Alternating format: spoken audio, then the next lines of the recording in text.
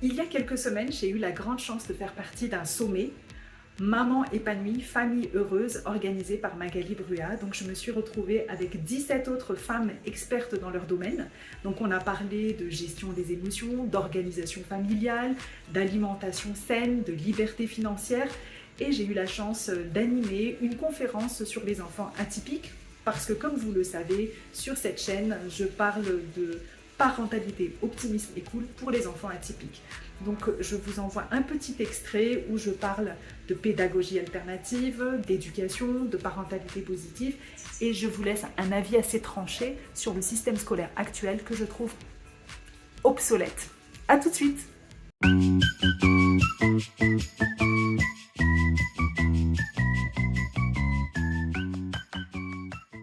Beaucoup de parents se dirigent justement vers les pédagogies alternatives. Ouais. Je parlais de Montessori au tout départ, mais il y a une certaine crainte en fait de la société de se dire non, mais les pédagogies alternatives, c'est un peu le monde de oui-oui parce que tu vas voir quand il va rentrer dans la vraie société, ça va être la claque. C'est pas forcément, genre en fait quand on sort de là, on n'est pas armé parce qu'on rentre dans une jungle où tout le monde est en train de s'entretuer, etc. quoi. Et je voulais juste rebondir sur ça. Il y a Julien Perron en fait. Oui. Qui a organisé un congrès sur les nouvelles stratégies éducatives, qui a sorti un livre. Alors, j'ai plus le titre en tête, mais en fait, ce sont des adultes qu'il a interviewés et qui ont en fait vécu des pédagogies alternatives et il les a interviewés pour savoir, du coup, en tant qu'adulte, comment ça se passe. Et en fait, ça a été un festival de positivité justement parce que ils expliquent que la base, en fait, c'est la connaissance de soi, la confiance en soi, etc. Et quand tu as ces fondations-là qui sont solides, que tu sais qui tu es, que tu as confiance en tes capacités, en tes talents, et que finalement, tu as le goût d'apprendre toute la vie, mais écoute, tu es dans une jungle, tu sauras t'adapter, tu sauras être flexible, tu sauras apprendre plus rapidement que les autres. Et je trouve que c'est... moi, j'ai un avis assez arrêté, on va dire, sur le système classique qui, pour moi, aujourd'hui, est obsolète. Voilà, j'ose le dire. Mais j'ai un avis très arrêté dessus et je vais même dire un truc qui va un peu plus loin. Accroche-toi. Je vais dire en fait qu'on est arrivé dans l'ère des atypiques. Oui. Alors là, tu vas me dire Magali, non mais Élise, pourquoi tu penses qu'on est arrivé dans l'ère des neuroatypiques ? Je te donne raison. Hein.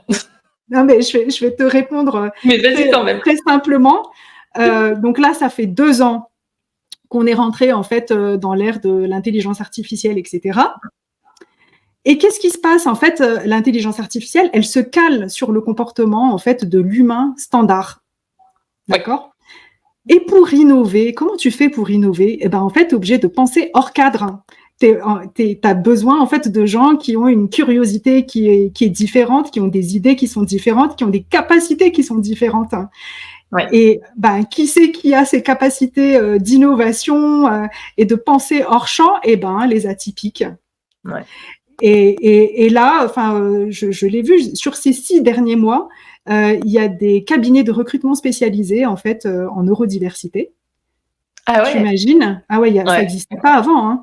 Donc parce que les gens, par exemple, les neuroatypiques, si tu veux, ils ont une capacité à détecter les erreurs plus facilement, ou ils ont cette conscience en fait du perfectionnisme, ce genre de choses. C'est des choses en fait dont on a besoin, quoi.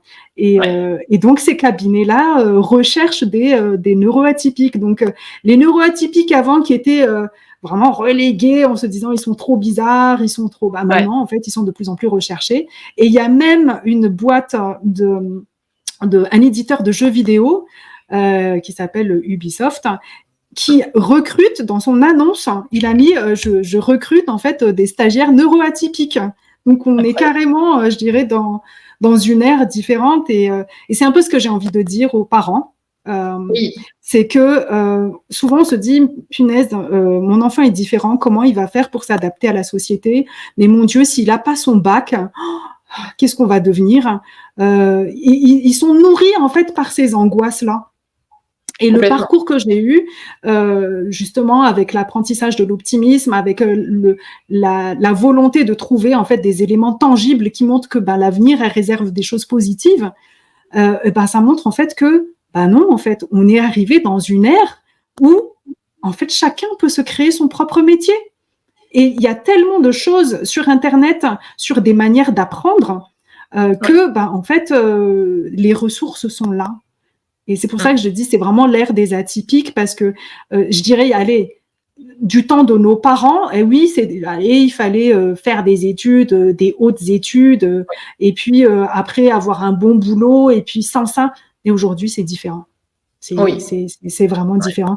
Et en plus, pour moi, ça a été, petit aparté concernant l'histoire familiale, parce que, alors moi, ça a été, si tu veux, dans ma famille, on a été élevé à l'excellence et aux études, tu vois. Donc c'est alors les oncles et tantes, ils sont ingénieurs, professeurs, dentistes, bref, que des trucs.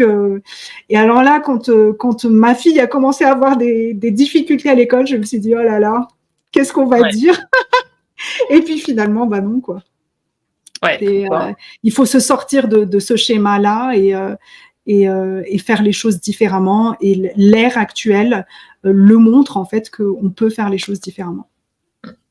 Et du coup, qu'est-ce qu'on peut apporter comme conseil justement aux mamans qui aujourd'hui ont des enfants qui sont donc dans cette atypie, qui ont des enfants qui sont peut-être hyperactifs, qui sont en trouble 10, parce que néanmoins, effectivement, on voit qu'à l'âge adulte, aujourd'hui, il y a tout un monde qui s'ouvre. N'empêche qu'à l'école, on n'a pas tous la chance d'être dans des écoles alternatives pour le coup, et même parfois les écoles alternatives ne sont pas toujours la bonne solution non plus.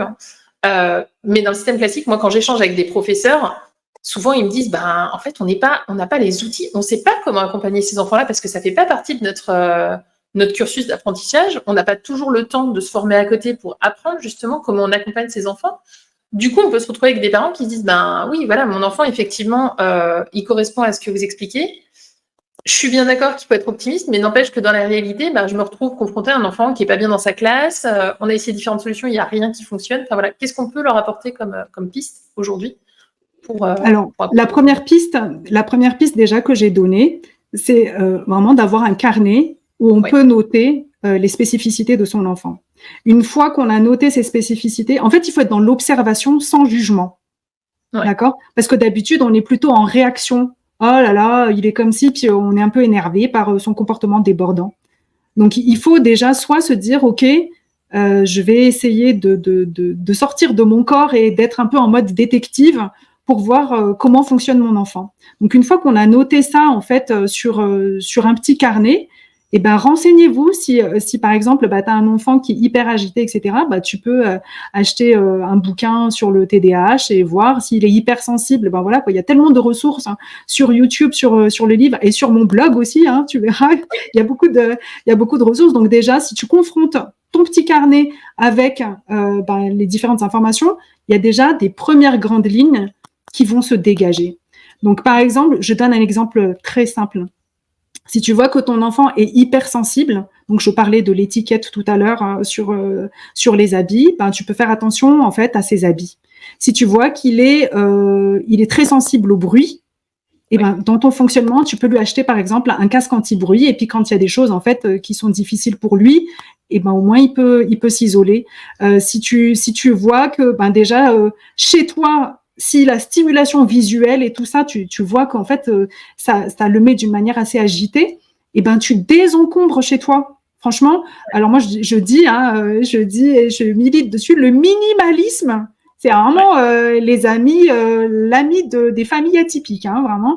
Parce que quand tu as un univers épuré, il y a moins de stimuli, en fait, visuels, auditifs, etc. Et ton enfant, en fait, il va être plus calme. Donc déjà chez toi, voilà, si tu fais attention à ton environnement, tu parlais voilà des produits toxiques, etc. C'est d'autant plus important en fait pour les enfants atypiques qui ont ces particularités sensorielles. Donc si tu élimines les choses toxiques, si ton environnement il est un peu plus zen, si t'as pas des couleurs agressives, des bruits, des odeurs, etc. Tu vas voir en fait en réduisant les stimuli. Et en fait, ça va réduire les comportements en fait qui sont débordants et qui peuvent être négatifs. Et quelque part, en fait, après avoir eu, le carnet avec comment est mon enfant, l'idée c'est de pouvoir répondre à ses besoins. Il a besoin de calme. Ok, qu'est-ce que je peux faire pour qu'il soit un peu plus calme dans sa bulle? Est-ce que dans sa chambre, je vais faire en sorte que, tu vois, à un moment donné, tu mets un tipi et puis c'est un peu sa bulle de sécurité. Ouais. Ah, il a besoin d'être créatif et tu mets un bureau avec, voilà, plein de feuilles, plein de feutres, etc. Et puis tu laisses libre cours à sa créativité. C'est vraiment chez toi déjà, tu peux faire des petits aménagements pour répondre à ses besoins. Mais ce que je vois surtout, si tu veux, les erreurs que font les parents et tout le bashing là qu'on a sur la parentalité positive et sur la bienveillance, c'est que il y a une grande différence entre les besoins et les désirs. Et je pense que déjà, si tu comprends ça, tu élimines déjà un paquet d'erreurs qu'on fait en tant que parent. Je te donne un exemple. Ton gamin, avant de dîner, il te dit je veux manger des cookies. Donc là, tu te dis ok. En fait, le besoin, c'est qu'il a faim. C'est pas les cookies, quoi. Donc, à toi de dire bon, ok, écoute, on va manger dans 10 minutes, chérie. Est-ce que tu peux patienter? Ah non, je peux pas patienter du tout. Bon, mange un petit bout de fromage, voilà. Et souvent, ce qu'on a en fait comme souci, c'est vraiment de dire ok, ça c'est le besoin. Le besoin, c'est OK, est-ce qu'il a faim? Est-ce qu'il a besoin de calme? Est-ce qu'il a besoin de câlin? Voilà.